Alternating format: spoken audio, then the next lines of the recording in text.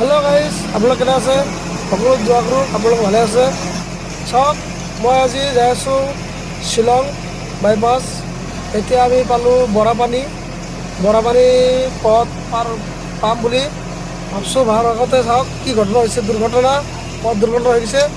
চাওক, school bus এটা automatic আগত এটা কুকুৰে ছাগলী ধৰিবৰ কাৰণে চেষ্টা কৰাৰ পিছত সেই ছাগলী বচাবৰ কাৰণে গাড়ীখন পাল্টি হৈ গ'ল।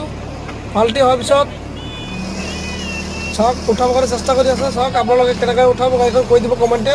আৰু লগত আমাৰ যিমান ড্ৰাইভাৰ ভাইসকল আছে সকলোৱে ভালদৰে গাড়ীখন চলাব আৰু লাইক শ্বেয়াৰ কমেণ্ট কৰি দিব, ছাবস্ক্ৰাইব কৰি দিব।